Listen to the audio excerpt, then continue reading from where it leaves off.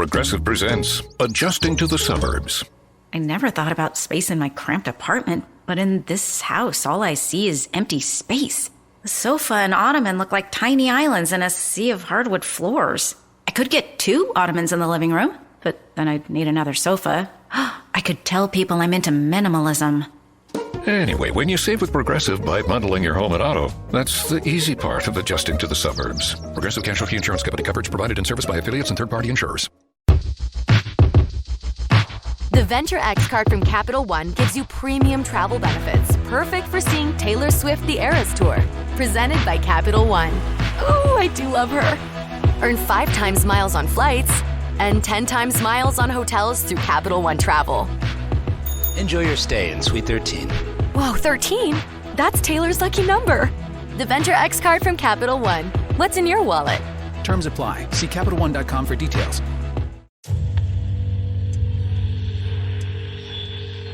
Doing that, I was face to face with it. It was holding me by my throat, and it felt like it was sucking something out of me. I probably should have been more scared than I was when I witnessed the exorcism. I turned and looked on my right side. When I did, there's a beam on the side of the tree, a large beam. It's looking at me and I'm looking at it. After I hit the lock button and looked back up, I saw red eyes staring back at me. That they're going to show multiple gods all over the earth, be able to speak in people's languages, and at that point, it kind of converge into this one entity, which will be revealed as extraterrestrial. You'll realize that aliens are the gods of old, and at that point, it'll wipe religion out of the context of humanity.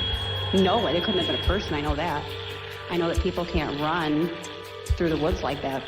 So this thing comes into view, and I see it. It's 50 yards away from me. It's walking on 2 legs.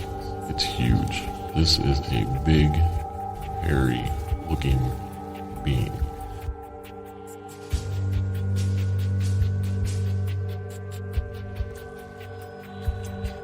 Welcome.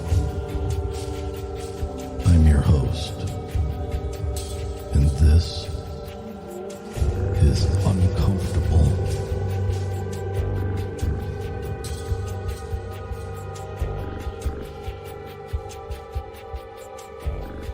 Welcome back, my uncomfortable friends. And what better way to start the season of the witch than to have tonight's guest with us.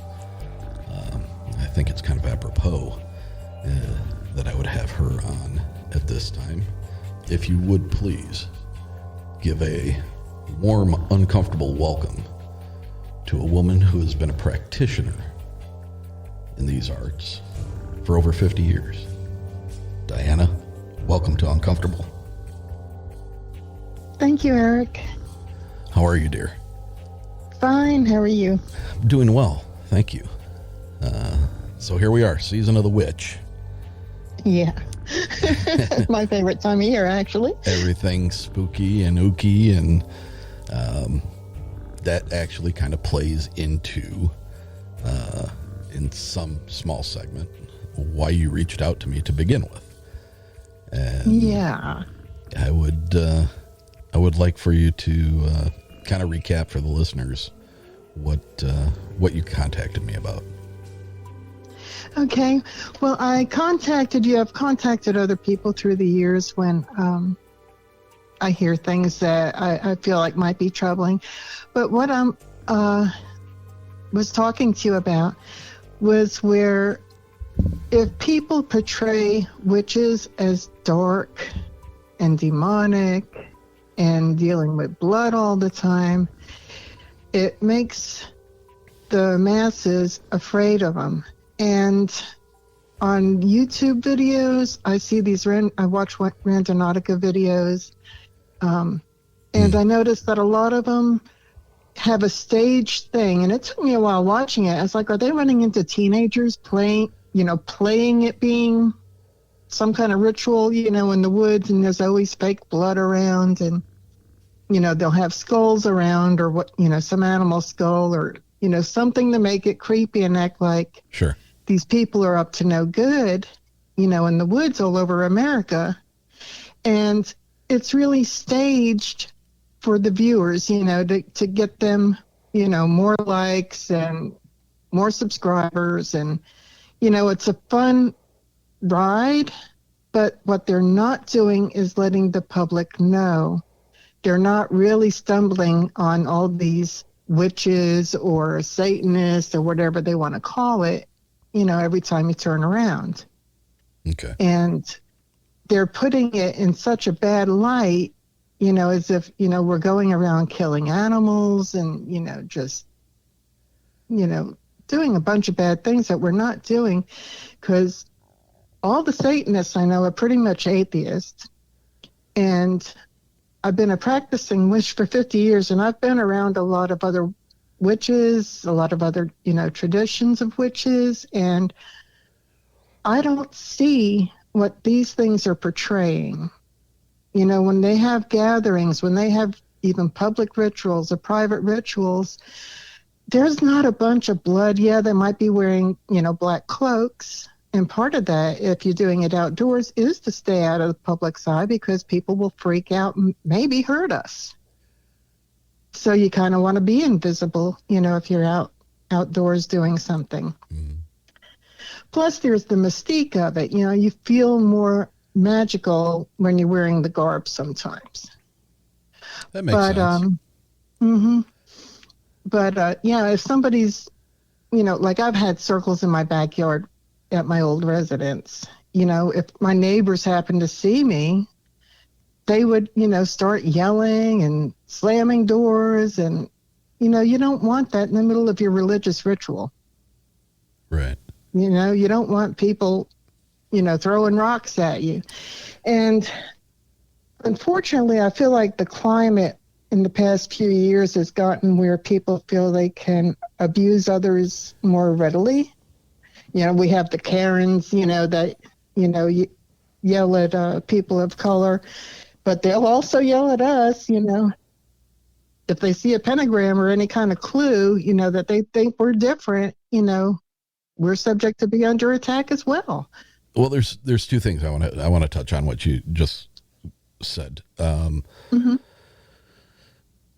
One being the tolerance, because in today's climate, even though you say that, actions seem to be being more directed towards you and other practitioners, it's kind of a dichotomy, because, aren't we just constantly being bombarded with needing to be more accepting of everyone, even if they identify as something that we don't understand, or choose to live a lifestyle that is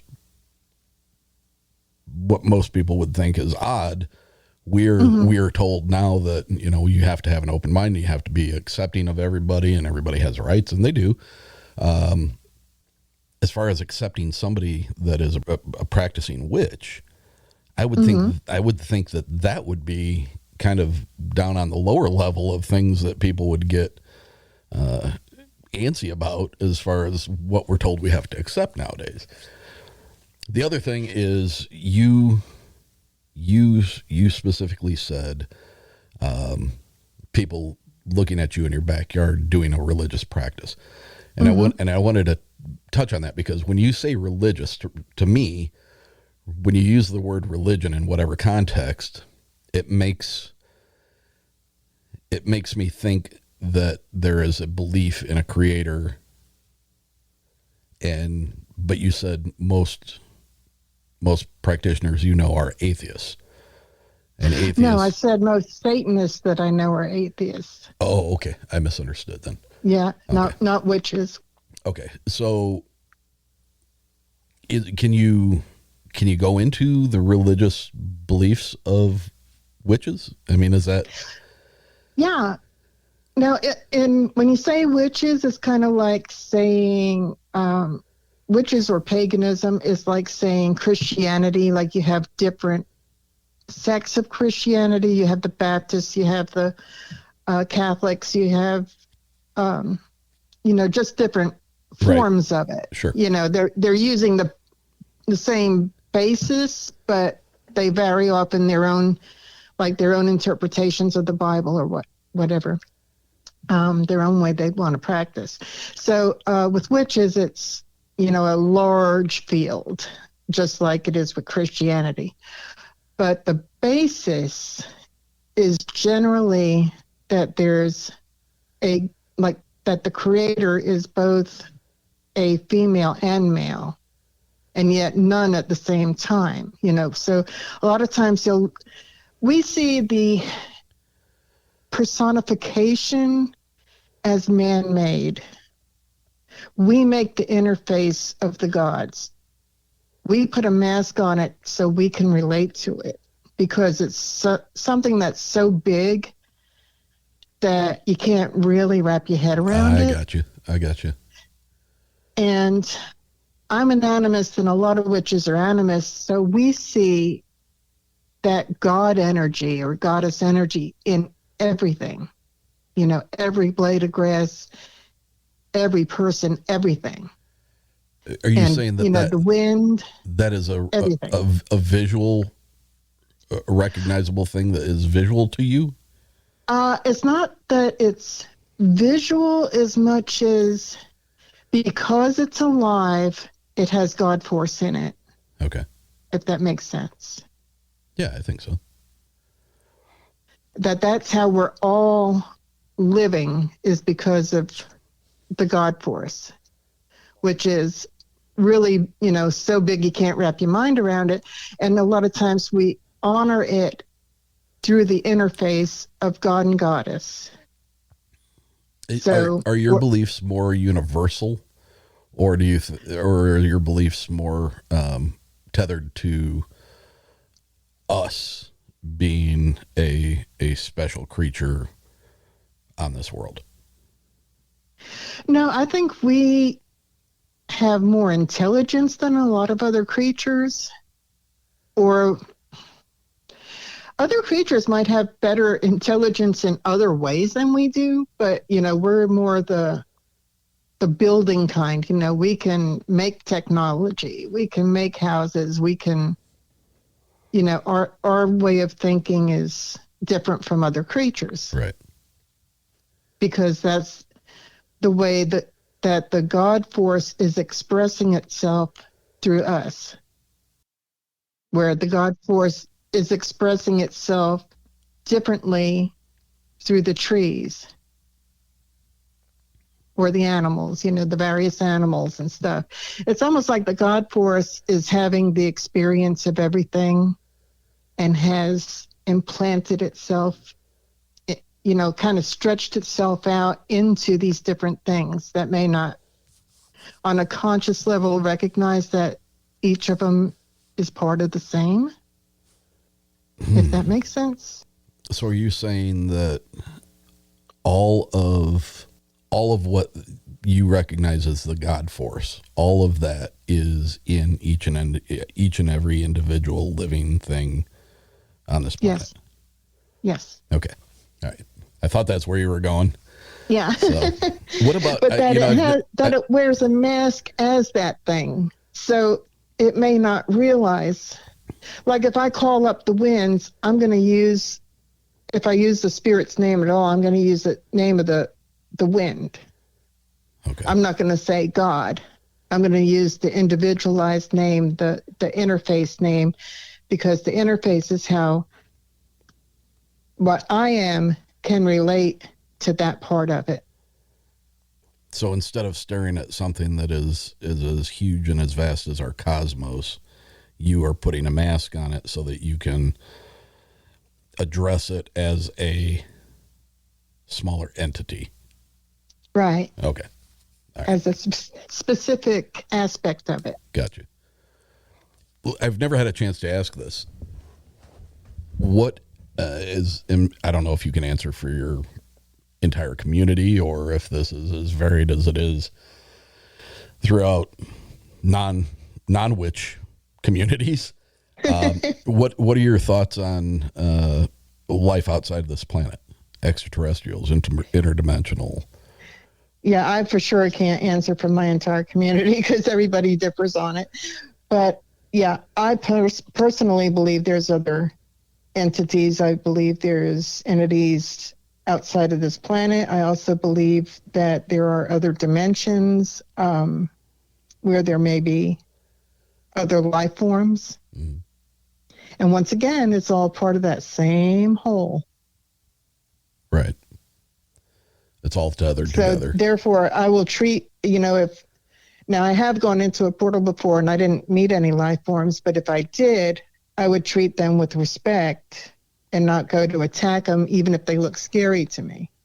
Now I might run away because they look scary to me, but I'm, if I was carrying a gun, I'm not going to go to shoot them immediately, just because they scare me.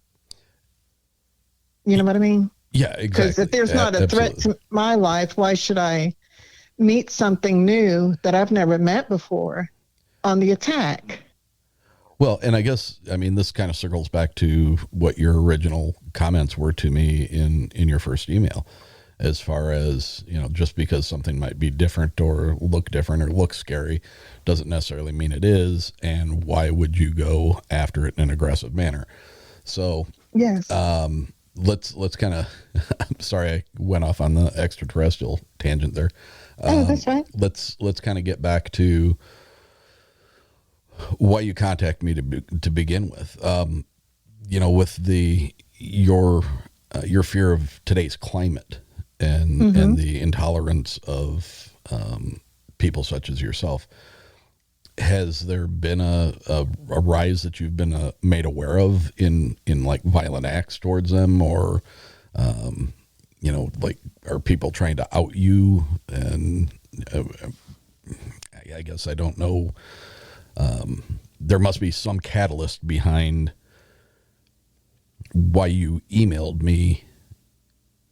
Are there factions of people that are going after, trying to out people as being witches and take their livelihoods away from them or stuff like that? Or is this just something that you're concerned could be on the horizon because of the way things are going? Yeah, the way, I don't feel like I'm being outed on a personal level, but, many podcasts also, they try and allude to, witchcraft, that's dark, they're evil, they're demonic or whatever. And that is a problem because a lot of these people who are, listening to this are eating it up, thinking that we're all that way. And lately, in the past couple of years, I know that there was a big event in New Orleans, because in the community that I'm in, like the witchcraft / pagan community, in different areas, they'll host different, what they call gatherings generally. And that's where, they have, it's kind of like a Bigfoot conference or something like that, but where, people of the same basic beliefs can all get together, and there's vendors there, and there's, lectures, and, usually a ritual or two, that everybody can participate in. Yeah. And it's just a way, to get together with others and, share ideas and whatever. And a couple of years ago, one in New Orleans, they were the hotel, at the hotel where the people were staying, the guests, that the attendees were staying, they received threatening flyers from some Christian folks. And, it was threatening enough, apparently. I don't know exactly what it said, but that it had people feeling nervous staying in that hotel. Uh-huh. There's also I understand in a recent event in Brooklyn, there were protesters there because this one was, I guess, partly outside or something. And the police allowed the protesters to come in close and start kicking over the people's, vending stuff. And yeah, there's been where years ago, I used to go to these gatherings and I never saw anything like that. We were left alone, even in Georgia. And Georgia's known to be a red state, but, they were pretty much tolerant, of people being, different, and it's like they don't bother us, we won't bother them kind of attitude. But I think with people trying to use witches and witchcraft and magic and, other magical practitioners as fodder for views or listeners, they're twisting it up to make it what it is on Hollywood. And everybody knows Hollywood is fake, but Right. when they're hearing things on a podcast or they're seeing something on YouTube, they might think this is legit. And, they might start being afraid that, someone's going to send evil spirits after them or whatever. And it's like, yeah, we could, but we have better things to do, A witch, can send a spirit after somebody, but I don't even know any that have done that. It's like just because you can do something doesn't mean you will do something. Understood. Now, you also made the comment, I think it was either in our previous phone call or in one of the emails, about people misinterpreting, specifically you said magical systems, and saying that they are not a cult. And, Yes. and you drew some pretty specific differences. First of all, if you could explain to me what magical systems are. It sounds like there's a variety of different magical practices.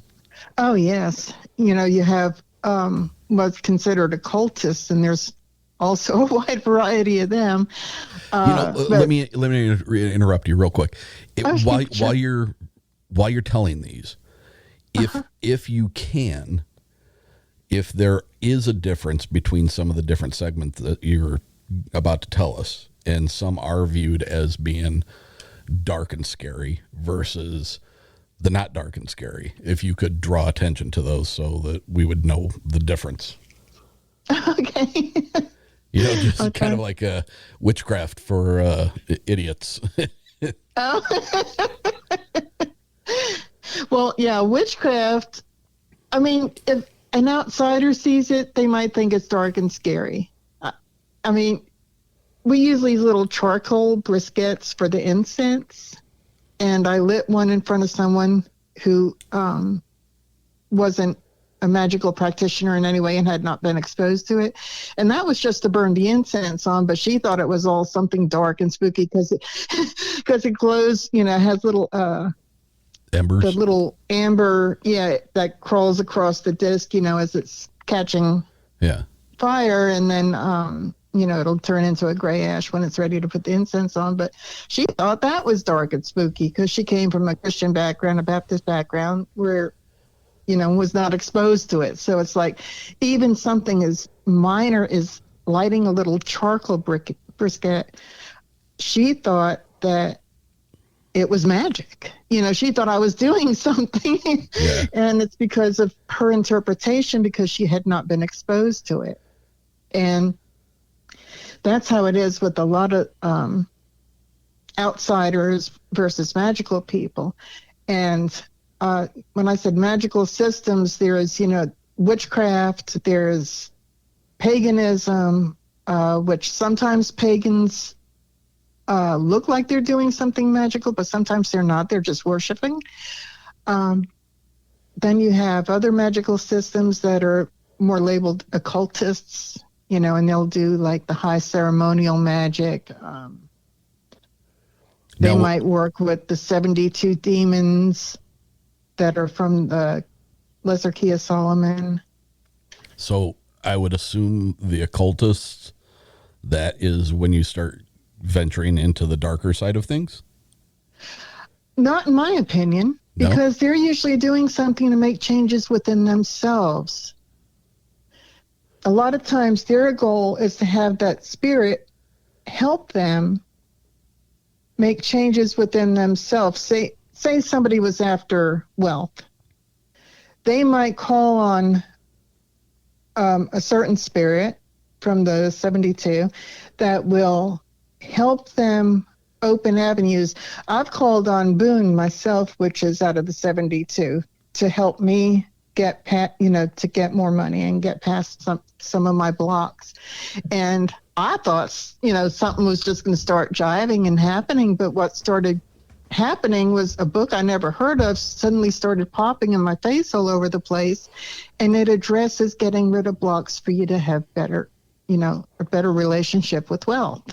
Okay. The spirit stuck the book in my in my face until I finally broke down and bought it. And then I quit seeing ads for it. It quit popping up everywhere. And me being the lazy person that I am sometimes, I never actually worked through the book. I started reading it and I was like, that's too much work. I put it down. No, I find it interesting that when you started off on this subject, you referred to them as demons and the 72. But since you first said demons, you've referred to them as spirit. So for, I would think, a large portion of the people listening are probably not magic practitioners. And when you use the word demon, there is going to be a connotation that is an evil spirit. Yeah. How does that differ in your beliefs? All right. In my beliefs, there's a lot of things that are being labeled demons. The 72, in my beliefs, were almost like, a lot of them may have been like demigods, like just more powerful spirits. They weren't evil. They were tutelary spirits. If you look through it, they'll teach you herbs. They'll teach you astrology. They'll teach you things. Were they flesh and blood at one time? I don't think so. No. I think they were always spirits. Yeah. But, using the word demon, everybody knows the 72 demons, I think.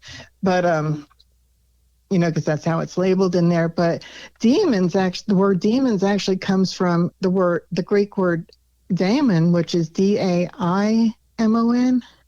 And that was often a tutelary spirit or a helpful spirit. Sometimes they would say that we're born with two of them. And one is the one kind of like the good angel on your shoulder, and the other one's the bad one that tells you to do bad things. That you have the good one and the bad one whispering in your ear saying, do this. And the other one's like, no, you do that, do this instead, kind of thing. And then it's up to you to make your decision. Are you going to do the right thing? Are you going to do the wrong thing? So by that statement, I have to assume that, so within your standards, within the standards of practicing magic, there are rights and wrongs. Oh, yeah. There's not just this free reign of doing whatever the hell it is you feel like doing. No. We all, just because we're not Christian doesn't mean we don't have morals.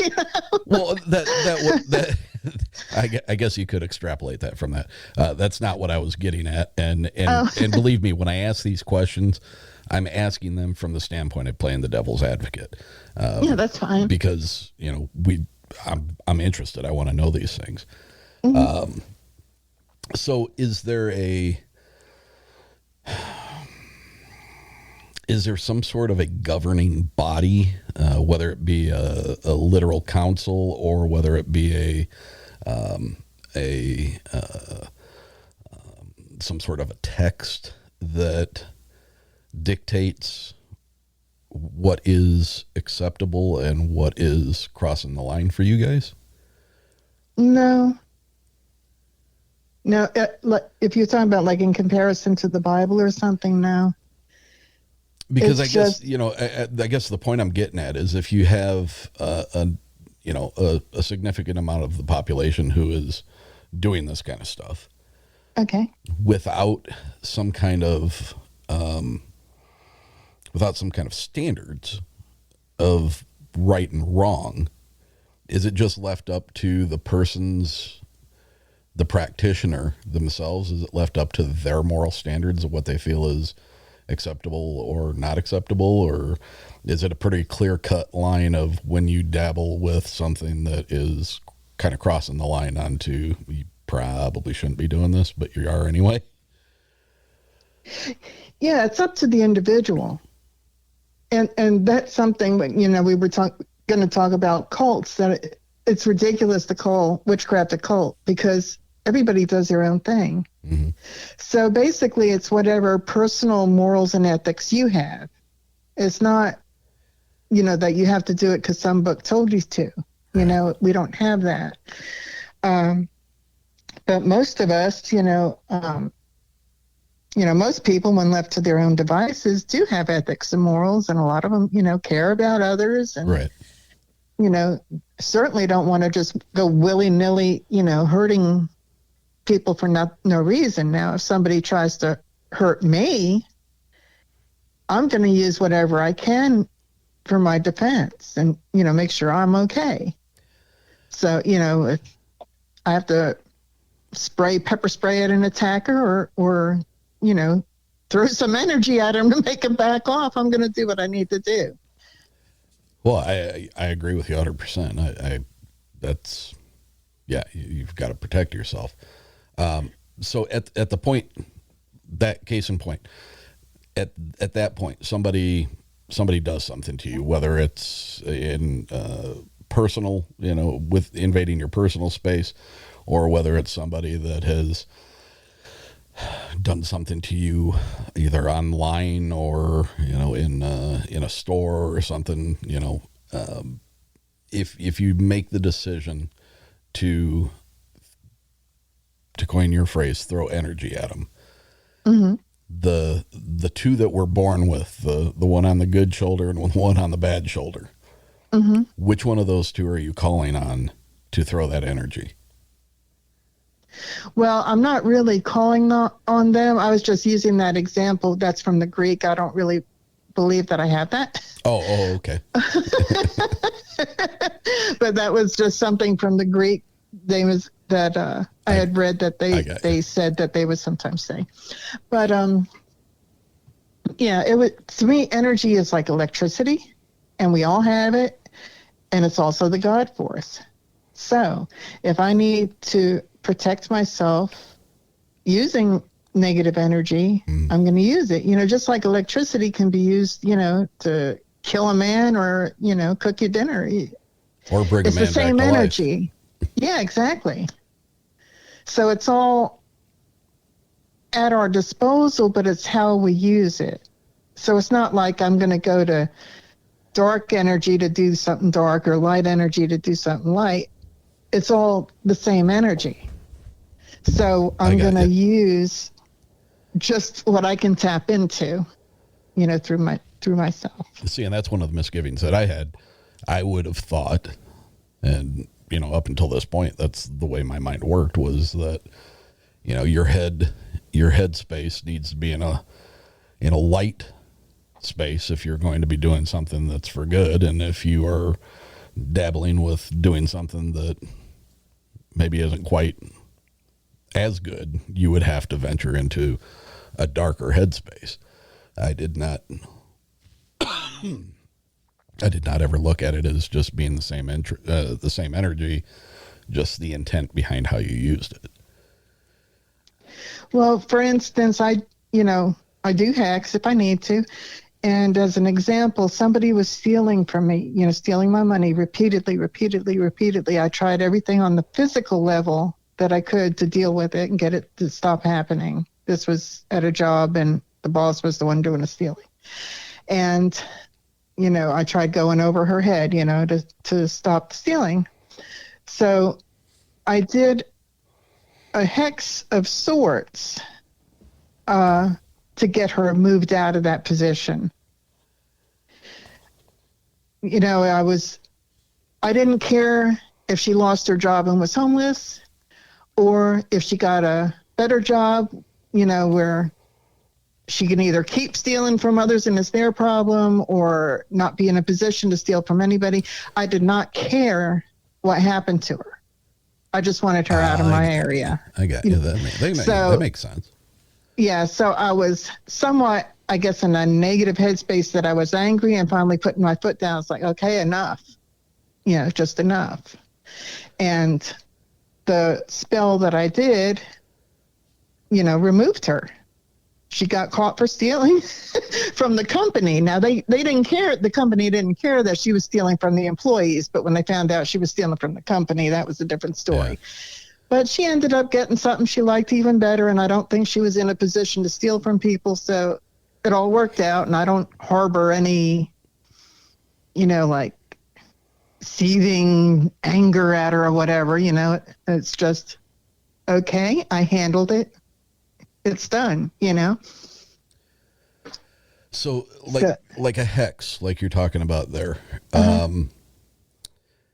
So are there recorded textbooks of these hexes and different spells and stuff like that, or is it more of like what you were saying earlier? It's based on the intent and the individual. Are you creating your own?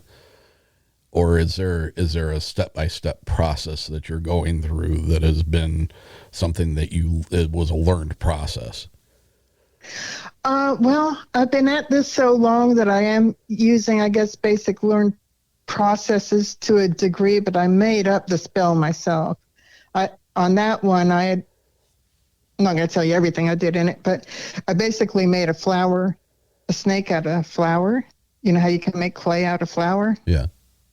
And then I cut the snake's head off in a ritual and took it off my property and buried it. And then I made a new snake head that I put a note in that this person will be fair and reasonable and, not a thief. And, and stuck that in the new snake head and attached it to my snake and buried that whole thing on my property. But, it was basic, I know the basics of magic, of course, so I was able to, follow the steps and know at what point I do what. And then, but the actual spell I made up myself. Okay. And I think in one of your emails you said something of, you equated it to baking a cake. And if all the ingredients are not, correct, then you just make a mess. So can you touch on either somebody you've known that has made a mess of things or an instance that you're aware of? I've done it in my early years. I'm curious. I'm curious, what is it when you don't get all the ingredients right? What happens? Well, it depends on what you're doing, but I've had, and I don't remember what spell it was, but I remember it came back hard on me, whatever it was. And I was like, uh-oh, I missed my target and it came back on me, and that's when I was still a teenager and still learning. But there was another time I was doing a love spell with a friend of mine, and she was doing a love spell for one person. I was doing a love spell for another person. And part of this particular ritual was to be drinking a certain tea. Well, she and I were sitting across from each other while we're doing the spell and drinking the tea. And then she was like, "This is wrong. I'm starting to get feelings for you." I'm like, "Yeah, I'm feeling a little warmer towards you too. Maybe we better stop doing this,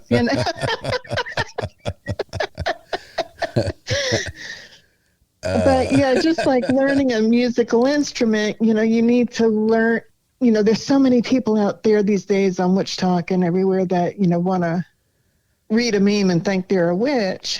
And there's, certain things you need to learn. You need to learn your own energy. You need to learn the energy around you. You need to learn how to draw energy. You need to learn how to release energy and send energy. And then you need to learn to commune with the spirits around you, be it, your house spirits. Most of us have house spirits, whether we try to get them or not. And the spirits on the land around you, because they all interact with you, whether you realize they do or not. It's just part of life. Yeah. It's like you breathe air, you have spirits around you and they're going to interact with you to a certain degree. Not that they're going to, target you and do something, but, you're all living, they're going to try and live in harmony together. So that's why if you, buy a piece of property and start chopping down trees, you might find yourself getting some troubles because you might have upset the land spirits there. Right. Are all the spirits? Well, I think you already answered that. Like the spirits that surround us on a daily basis, whether they're in our houses or outdoors or in the woods when we're hiking or anything like that, are they all predominantly human spirit, or is there a difference? No, they're their own spirit. Now, you might run into some that, people call fairies or fae or the good neighbors, and those are in human form most of the time. And they're also part of nature. But then you also have the spirit of the plants, which is a little different. It's like the good neighbors are dwellers within the land, but they may not be the land. Okay, so just for my own edification, so spirits that take on a human-ish form, say fae or stuff like that, they still have a cognizant thought process. They can interact. They can decide to do something. They can decide not to do something. When you talk about the other types of spirit that, like dwell within living things, but like trees and grass and flowers and stuff like that, do those have the ability for cognizant thought and interaction? I think they do. Yeah, I think they have cognizant thought. And, what was that book? I'm sorry, the name of the book is escaping me, but they were talking about some scientists were putting electrodes on just a house plant, and the plant would react even if they just thought about hurting it. And I know for a fact, this is something that anybody can try. If you put your hands over the leaves of a plant, or a tree outside or plant outside, and, put it just like a couple of inches, 2 or 3 inches away from the leaf, and send pure love to that tree or plant or whatever it is. A lot of times when you take your hand away, it'll start, the leaf will start waving like it received the message and like it's trying to interact. Yeah. Now that you mentioned that, I've seen a couple of videos that, and I mean, quite honestly, somebody could have had a piece of fishing line tied to the tree limb and been pulling it off, off camera. But it was doing just that. They were interacting with like a low-lying limb off of a tree and a small branch of leaves, and it started to actually move closer to the person that was standing there, like it was trying to get closer to him. Again, I mean, I am a skeptic at most things, so try it. Try it for yourself. That would be interesting to see if that really worked. Yeah, I've even had it happen with an indoor plant. That's where I was actually starting, because when I was starting that practice, it was winter time, and there weren't leaves on the trees outside, and also it was cold to stand around out there and windy, and so I started on an indoor house plant, and it's like, oh, this is really nice, and that particular plant, when it came spring, they very rarely bloom, but that spring it gave me beautiful blooms. I think I got 7 blooms out of it. So it was like with me sending it love like that, it was not just responding, with waving the leaves, but it responded by giving me beautiful blooms. Is it? I guess that would make sense. I mean, some people, they can have houseplants that thrive for years and years and years, and you have other people that can't keep anything alive in a pot to save their life. Mm-hmm.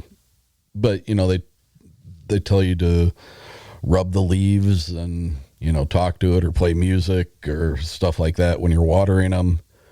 Is that play into the same thing you're talking about? Yeah.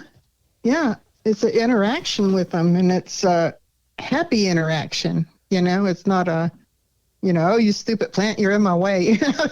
Yeah. It's not, something like that. You're doing something in a loving way towards them, and they get it. It's us humans that have trouble understanding them. And I don't know if it's true or not, because I saw it online about some scientists discovering that trees communicate through their roots and, make with certain equipment, you can hear the singing of it. Yeah. And I'm not positive if that's true or not, but I find it interesting because in hoodoo practice, which is American folk magic based on the ATR's African traditional religion, you find it mostly in the southern U.S., but they have certain spells, if you want to call it that they do, that to send a message to somebody, you can tell a tree or write a note and tie it to a tree limb, and that the tree, will tell other trees until they get the message to the person that you're wanting to contact you. Really? Mm-hmm. Oh, interesting. I've never heard that. I have heard of what you're talking about putting some type of sensors in associating a musical tone to certain energies that are measured off of living plants. Mm-hmm. I've seen it done with house plants. I've seen it done with, I think, even mushrooms. And I have not seen it with the trees, but it all falls in line with what you're saying. Mm-hmm. And they create a, for all intents and purposes, they create a song out of musical tones that are associated to different varying frequencies of energy that are coming from the plant. So, Wow, that's interesting. I've got a couple of messages I want to send. Maybe I might do it by tree. But I'm laughing, but I'm not. But yeah, that's one of the things that can be done. So let's circle back a little bit. Back in the 1980s, there was what was called the Satanic Panic. Yes. And it had some far-reaching tendrils. I mean, it was from everything from rock music to, got just a number of things. Do you see that that's something that seems like there's an uptick of that? Is it back, kind of an upswing in that kind of attitude?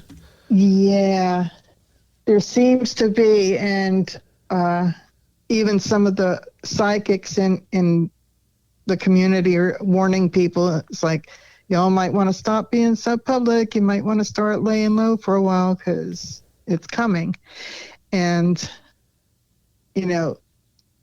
that's coming from the psychics, but also, yeah, the attacks on the events. I also have a friend that has recently been verbally attacked when she was in a flea market, because she wears a pentagram.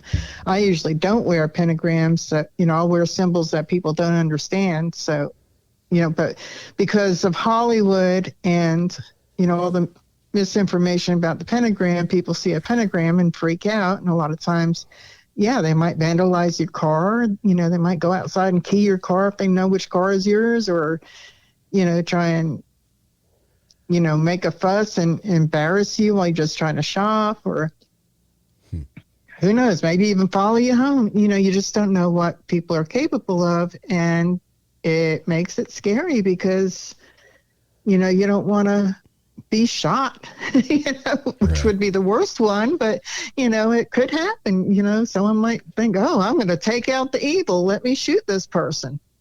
And all because they heard something, either on a podcast that too many podcasts, if they're portraying us as bad, the listeners are going to think we're bad. And, on the Randonautica type, videos or whatever, they're not saying it's for entertainment purposes only. So people think they're really running into this.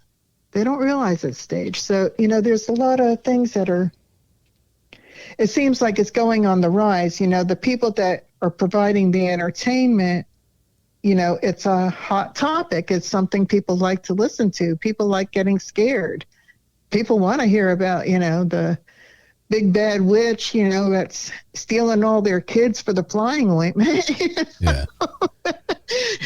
They like the little rush that it gives them, that fear rush, but then when they see somebody, in a cloak of, things, or wearing a pentagram, or, that person might suddenly be in danger depending on the individual that believe the entertainment. Support for Uncomfortable is brought to you by Manscaped, the best precision-engineered tools for your men's below-the-waist grooming. Manscaped recently launched the ultimate men's hygiene bundle, the Performance Package. You can join over 5 million men worldwide who trust Manscaped with this exclusive offer, 20% off and free worldwide shipping with the code uncomfortable22, all uppercase, at manscaped.com. Manscaped has provided me with their Performance Package 4.0, so I might give you, the listener, my honest opinion about their products. What they didn't realize is I've been using their products since the release of the Lawnmower 2.0 a few years ago. I absolutely love this company's products.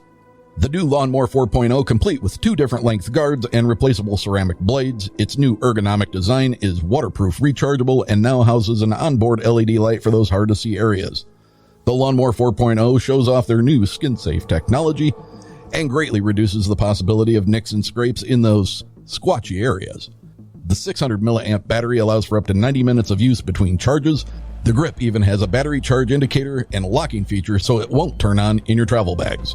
All the packages even include disposable shaving mats. Guys, they've literally thought of everything.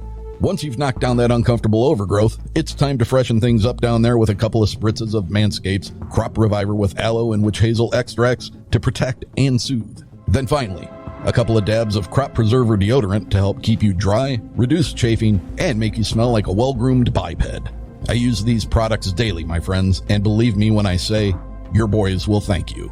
The kit also comes with the rechargeable Weed Whacker, this waterproof, replaceable dual-blade rotary trimmer. Complete with skin-safe technology and stainless steel tips, the Weed Whacker makes short work of annoying nose and ear hair.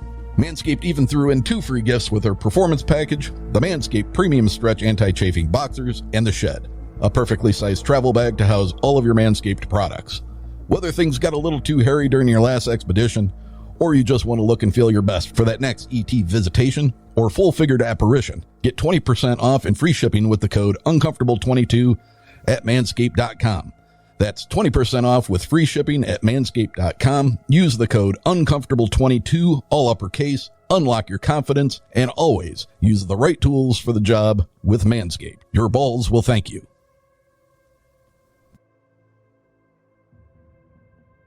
Now, you listened to my Dinner with a Witch.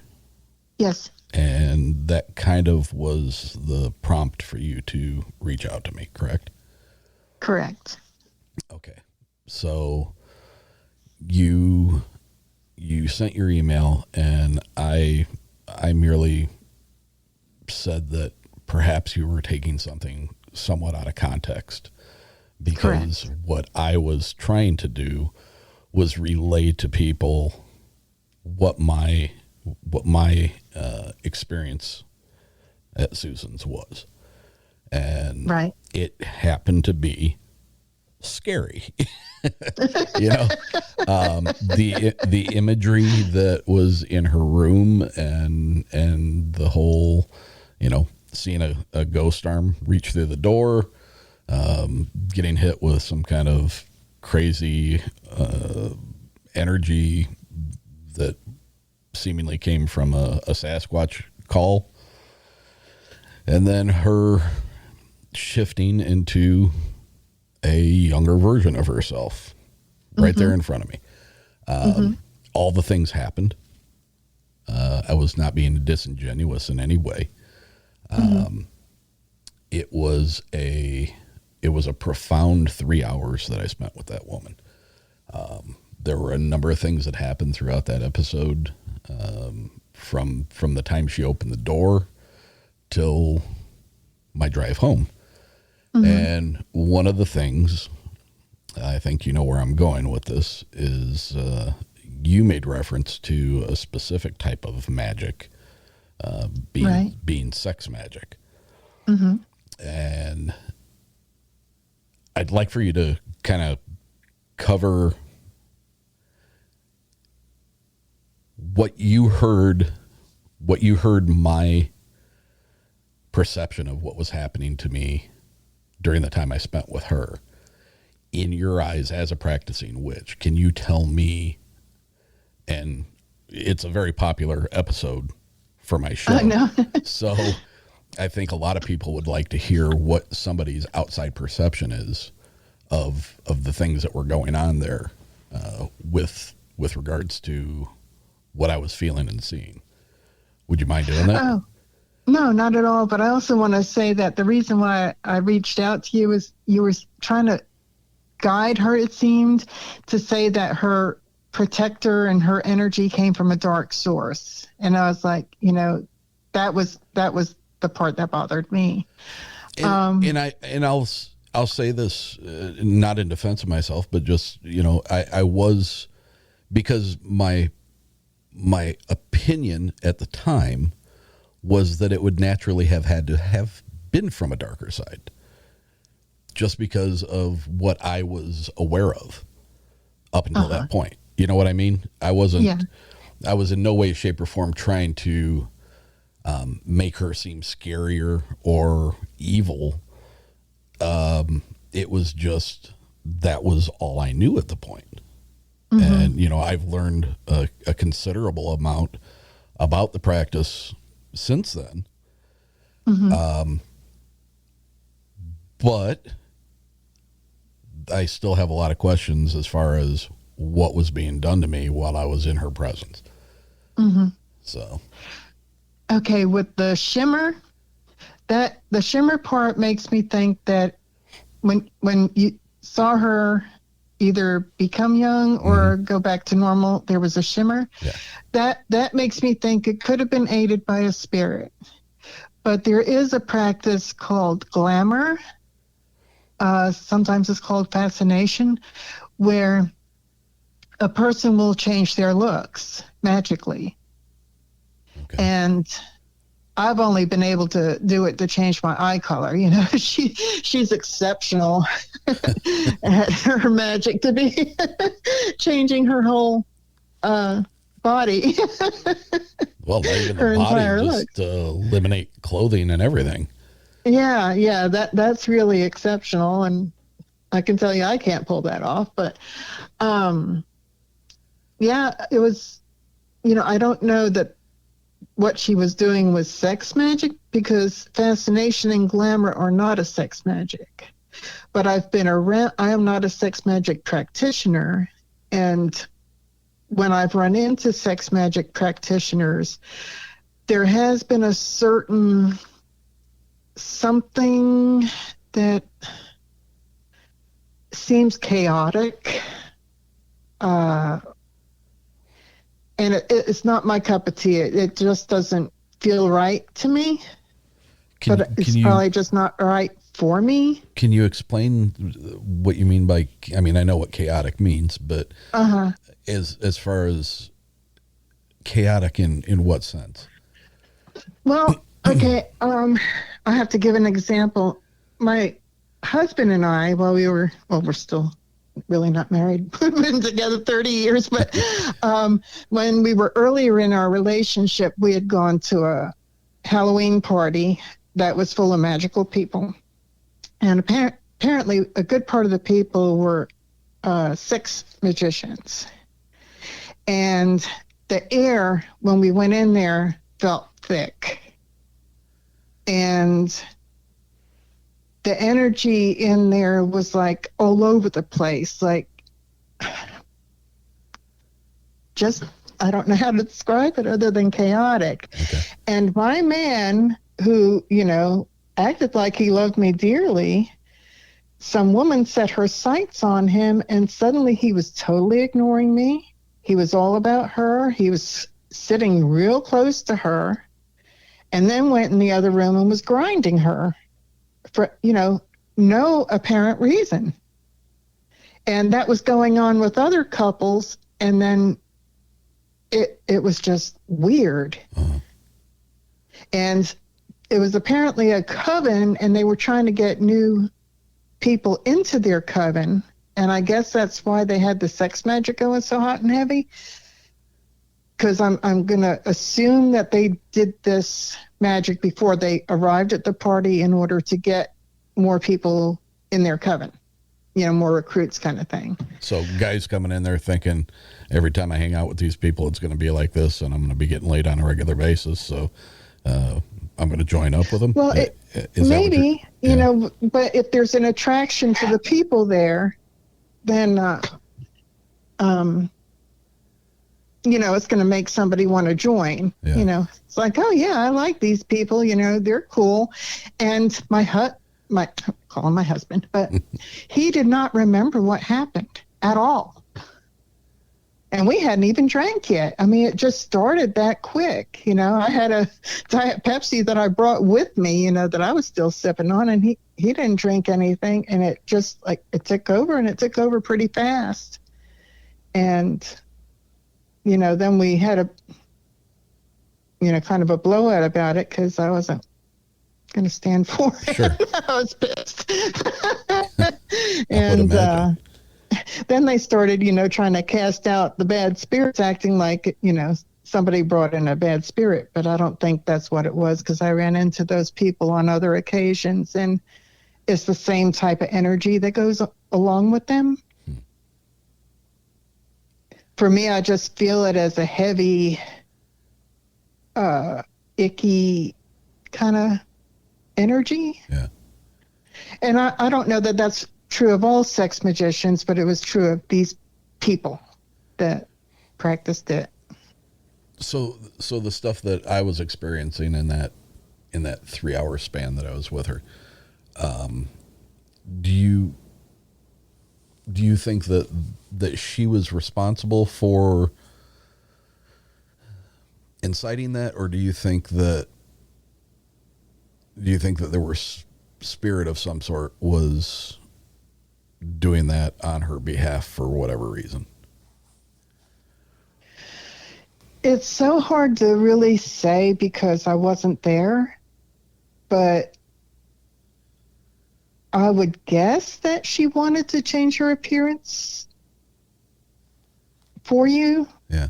Be it just to play a trick, or, you know, because I know I'm a tricky kind of person. You know, I'll play jokes, you know, mundanely and magically, you know, if the occasion arises. You know, I just like having fun.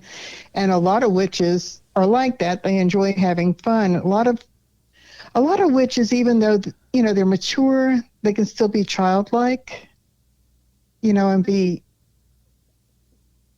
you know, more lighthearted and playful kind of people. Yeah. So, you know, it could have been something like that. You know, it's like, oh, let's see, you know, what happens if he sees me looking like this. Yeah. You know, what will his face look like? What will he say, you know? Yeah, it was a very strange thing. Now, the arm, I don't think she had it, you know, she probably didn't do anything with that. You know, it's just probably a spirit there. Yeah. I don't think that was anything to do with her. Because I know, you know, I have spirits in my house, and, you know, they do their own thing. So, like, you know, my description of her dwelling, her space there, it was a lot of darker imagery, werewolves, wolf, dogman, dream catchers, pictures Now, of dream catchers aren't dark. No, but like pictures of Loki, ravens, everything looked like it belonged in like a haunted house set, know. And I imagine that is probably stuff that she likes and she enjoys, so she surrounds herself by it. Right. I have a studio where I have a lot of Bigfoot stuff in it. I have some Star Wars stuff in it. I have creepy masks from certain movies that I've enjoyed throughout the years. It's a culmination of a bunch of different things that I find be very comfortable to be around me, and it puts me in a mood. So, it allows me to delve into talking about things like what we're talking about. It sets a tone for me, I guess. It doesn't mean that I think I'm part of Star Wars or that I believe in werewolves or anything like that. But, so, I guess my descriptions of that was from the standpoint of somebody who was freshly walking into that room. But that's something that she lives with every day. Every day when she would go into her room, that would be her thing. So those were comfortable things to her. Right. Just me being not used to that, my perception of it was like, holy crap, what are we doing here? I probably, like I said, I have a studio. That's not where I sleep. I don't think I would prefer to have those things surrounding me while I'm trying to drift off to have a good night's sleep. So, but I've had... See, I surround my stuff with similar things. Yeah. Yeah, it's just comforting. I like it. I've got the ravens, I've got skulls, rosin skulls, but yeah. If I could afford a real skull, I'd have one. But it's the energy. To me, the energy is peaceful. It's power and it's peaceful. Does it help keep you in a headspace that makes it easier for you to practice? I don't really know. Do you know what I mean? Is I know what you mean, but I don't know. I think if I didn't have it, I'd just be bored with my living space. Yeah. I just enjoy that sort of thing. I enjoy birds of all types. I have the ravens around, but, you don't find that many other bird decorations, or I don't usually, I don't usually see the colorful birds, but, you can find ravens and crows pretty easily. But yeah, it's like, yeah, I like the spooky atmosphere, but I don't know that it helps my mindset. I just think I'd be bored looking around my room if I didn't have it. Right. You wouldn't, because it's stuff I like. You wouldn't be happy with having pink walls and fuzzy hearts and pictures of Sean Cassidy hanging on your wall. No. Although I could do the pink walls if it had Gothic frames of different creepy art, yeah. Kind of thing. So what other things are we getting wrong because of how things are portrayed? Yeah, just because people like to dress in what would be a dark fashion or have that kind of decor, people need to be judged on their actions. How do they interact with other people? What do they do? Do they try and, crap on other people all the time, or are they either minding their own business or actually trying to help people here and there? That's what we need to be judged on, and not by what we look like, what jewelry we're wearing, or, what our house looks like, or what bumper sticker we have on our car that might have a pentagram on it. It's like, that's my thing. I know we're portrayed as bad and evil all the time, but yeah, when people do it and don't claim it's entertainment when it really is entertainment, I think that's being irresponsible and actually putting a lot of innocent people in potential danger. People who are, doing magic either because they love experimenting with the human potential. Okay, what can I do? Can I get the wind to raise? Can I, get this flower to grow better? Can I get more money? Can I get a raise? Just whatever things, and then if you have somebody that needs healing, trying to heal that person.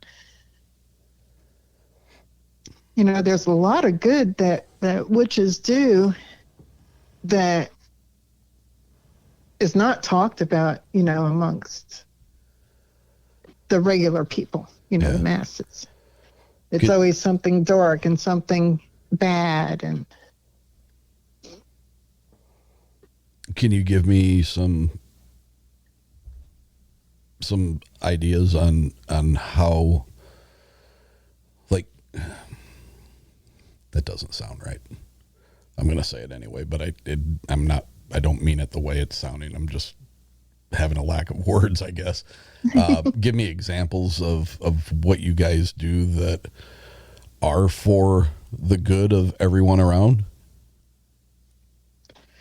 Well, we don't normally get together to do like mass good. It's usually a one-on-one kind of thing. But there have been people that, we're getting together and, doing magic to try and help, the human condition here and there. Yeah. But what I think is that that's too big a project. That's why I think it doesn't do a whole lot of good. It's just too big a project. But, if somebody... Absolutely, you're right, it is. But we, like we started talking before we started recording, I've struggled with what is the vision or the ultimate goal of why I do this show. Mm-hmm. And what I keep coming back to is, aside from the love of these kind of topics and the enjoyment of being able to talk about these things and hear people's experiences and delve into all that, plus having a love for conversation and mm-hmm. meeting new people and continuing to have ongoing relationships with people that I've interviewed.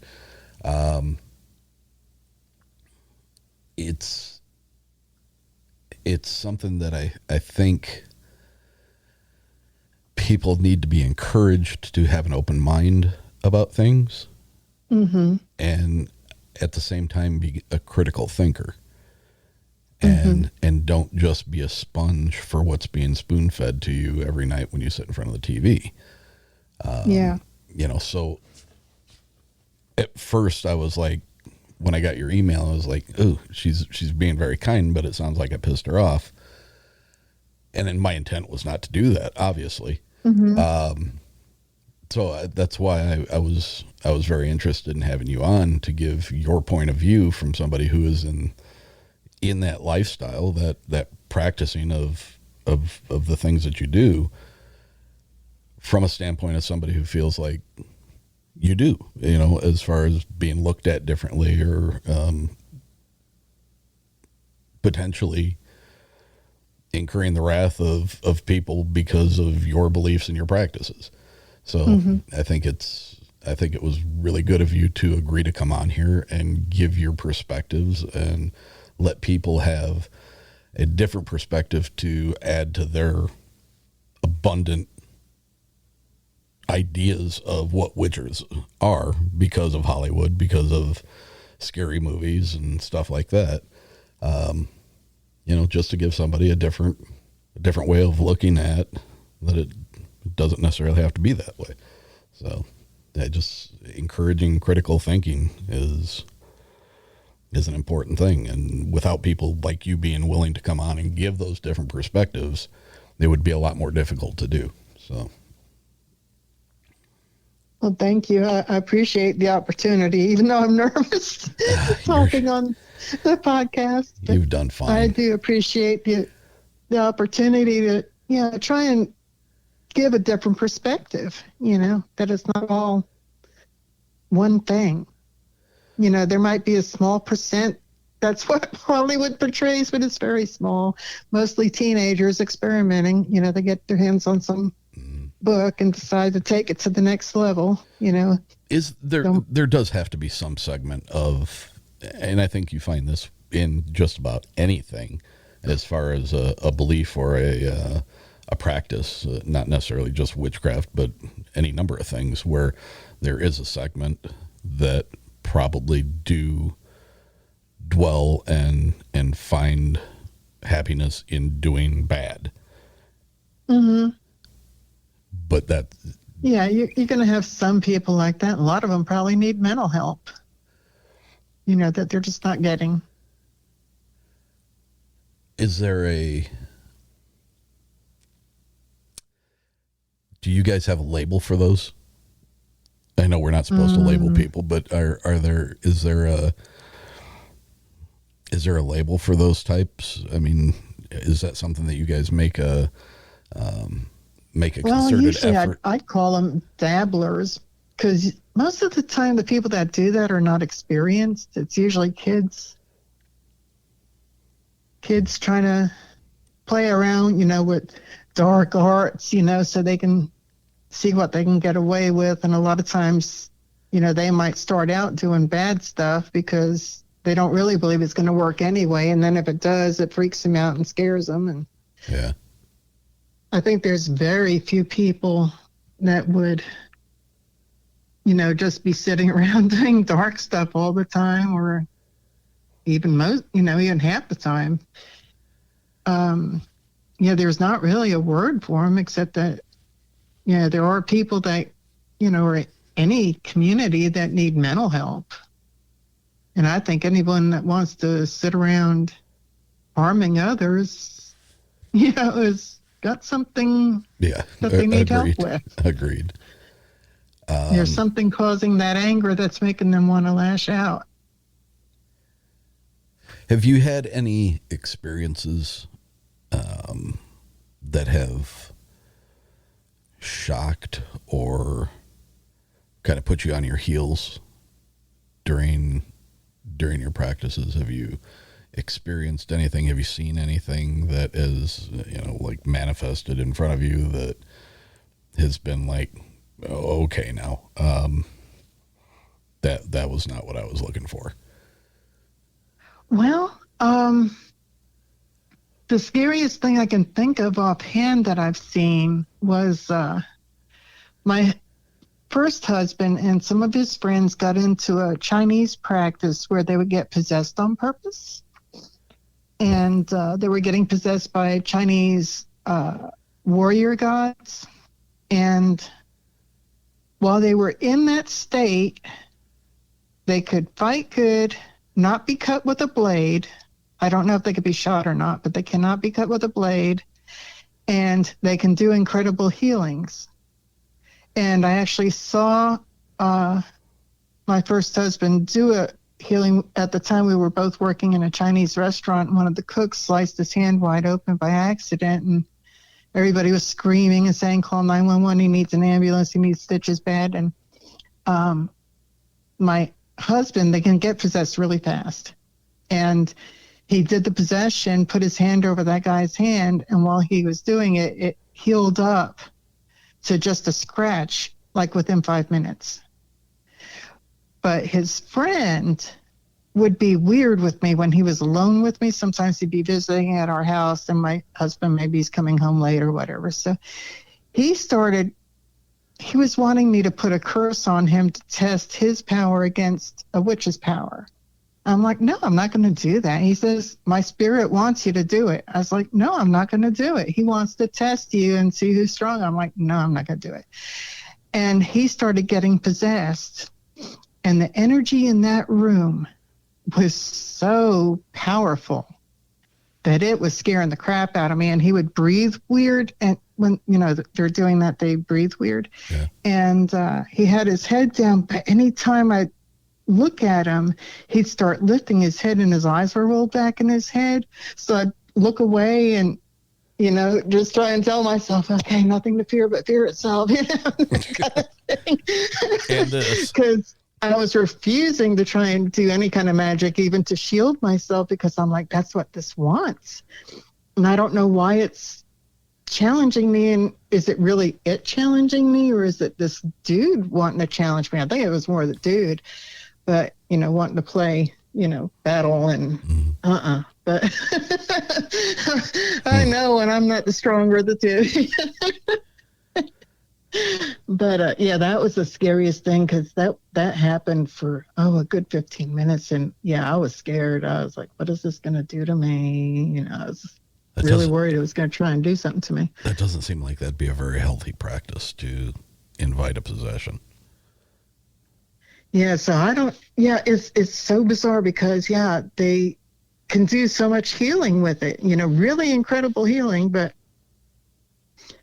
And also, it's amazing that they can't be cut. But the spirit, I don't know that the spirit was bad, but it was definitely powerful. Yeah. And I think it may have been the fella doing it that would try and challenge me. Because if it was one of the spirits, you would think my husband would do the same thing to me.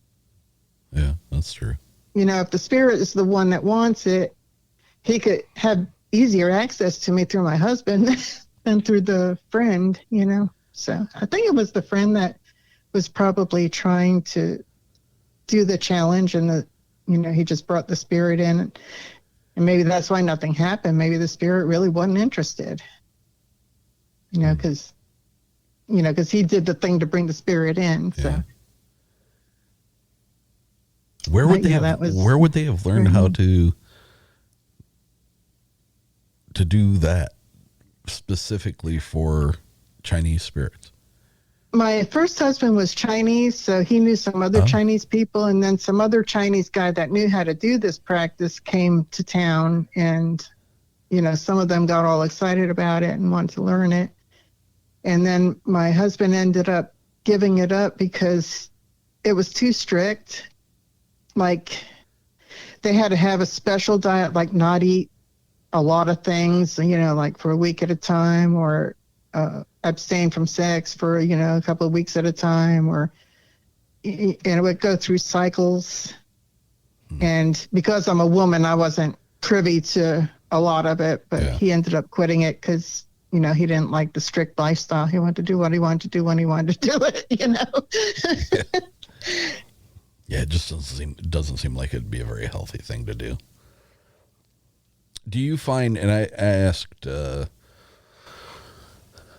Susan this as well, is there ever a price to be paid by you for using the practices? I don't believe so. No, I think it's part of all of us. I think everybody's doing magic all the time on a subconscious level, because they're unaware of it.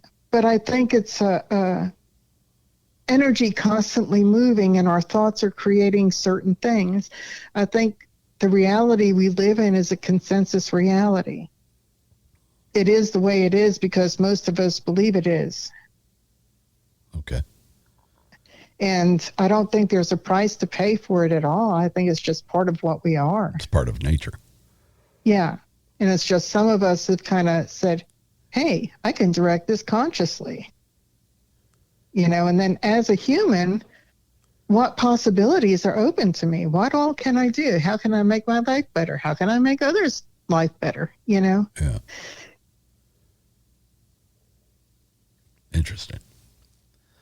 I got one more question for you. Mm-hmm. Ouija boards, spirit boards. Mm-hmm.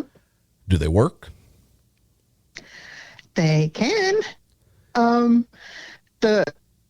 The movie The Exorcist made people think something bad's going to happen, And I noticed that since that movie, people get more bad things. But I think the reason for it is because they're inviting it. The board itself is nothing but letters and numbers. If just having letters and numbers around was going to conjure demons, the negative, spooky demons, wouldn't we all be in trouble in grade school when we're learning our ABCs and how to count? Yeah, on that stupid paper that had the really wide lines with the dotted line that went through the middle of it, and you had to do the lowercase. Yeah, we'd all be freaking trouble. But what it is we are inviting something. And because most people are doing this for, shits and giggles, I hope it's okay to say that word. That's fine. But but they're just like throwing a door open for anything to happen, because what they're really looking for is a thrill, and they're not expecting to get anything. Yeah. They don't think it's real. But there are spirits around, and some spirits are like, would you throw your house door open and let anybody walking by on the street just wander in and say, absolutely, hey, anybody there, just come on in, No, because you can have some good people out there, and you can have some not so good people out there. Yeah. And the not so good people are the ones that might say, yeah, I'll come in. What you got to eat? Where's your valuables? Let me clean you out here. You invited me. And it's the same thing with the spirits. They're throwing their door open. The one that's most likely to hop in is going to be something that, wants to cause trouble, Wants to be mischievous. Mm-hmm. So with spirit boards, if there's a woman named Karen Dahlman, and she's gotten, she's written a book on her spirit board experiences, and she's gotten all sorts of positive things, but she looked at it in a positive way and invited positive spirits to talk to her from the start. And then, she's polite to them. And if she ever does get something, she wasn't planning on, but it's, she'll get, close the session down, but it's really what's in your head and what you're inviting. And if you're looking for a spooky thrill, you're basically opening the door for a spooky thrill. So what would your advice be to somebody who was thinking about dabbling with a spirit board?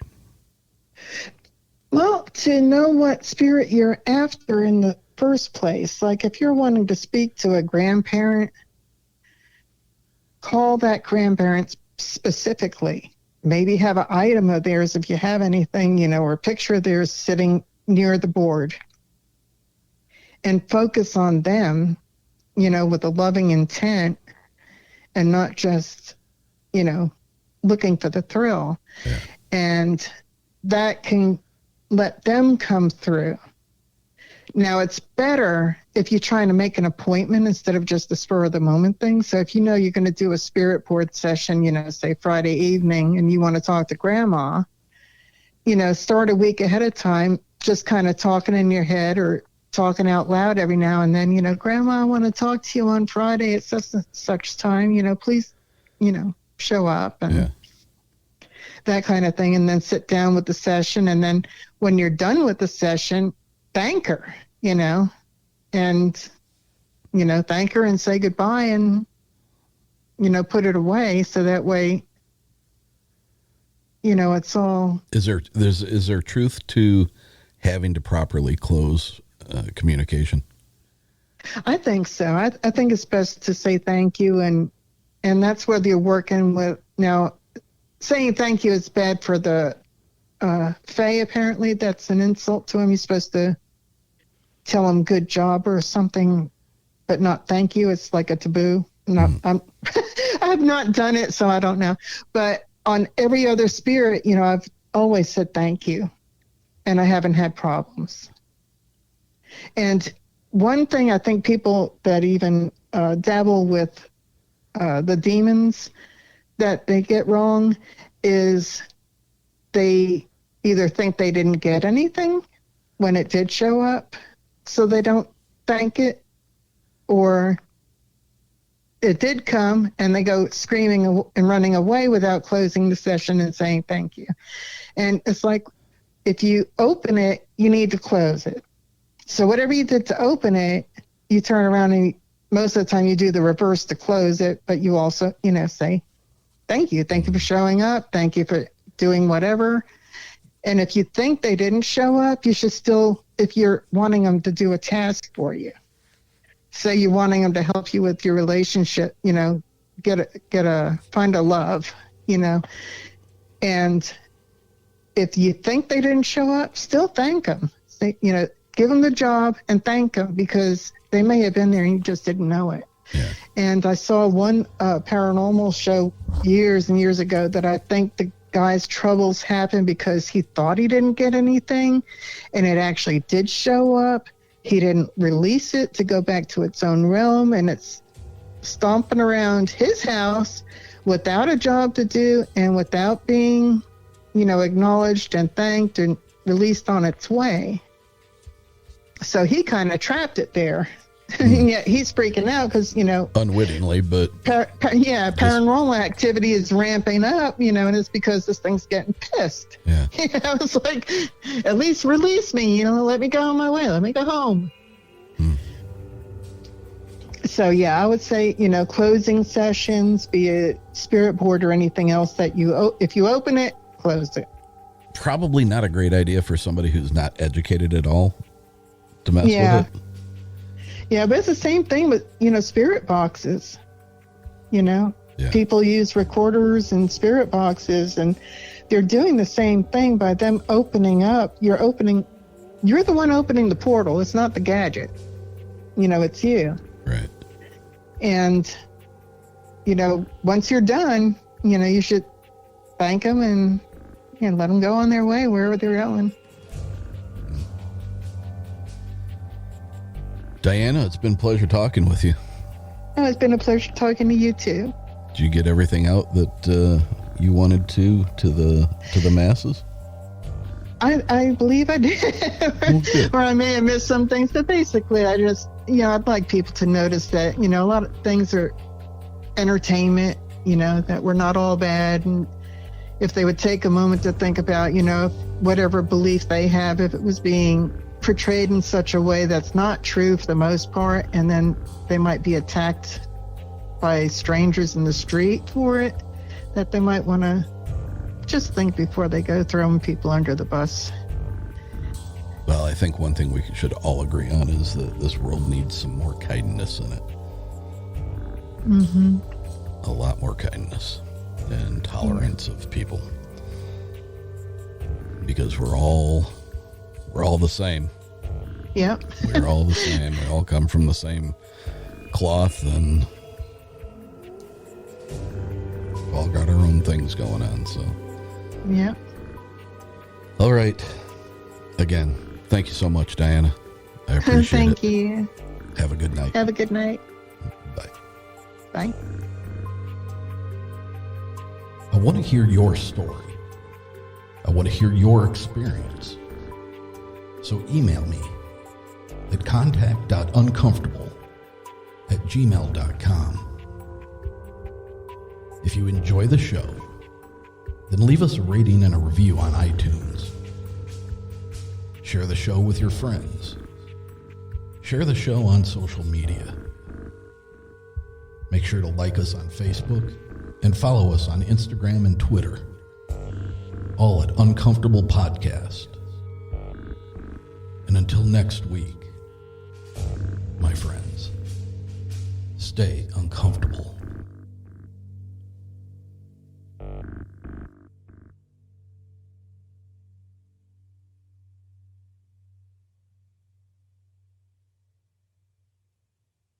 Progressive presents Adjusting to the Suburbs.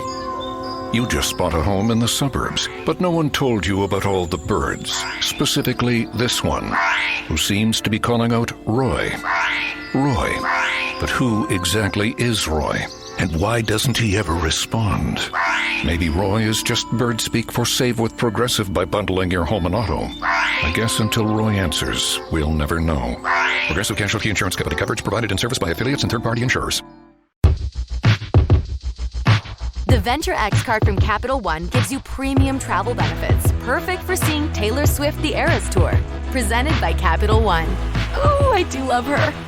Earn 5 times miles on flights and 10 times miles on hotels through Capital One Travel. Enjoy your stay in Suite 13. Whoa, 13? That's Taylor's lucky number. The Venture X card from Capital One. What's in your wallet? Terms apply. See CapitalOne.com for details.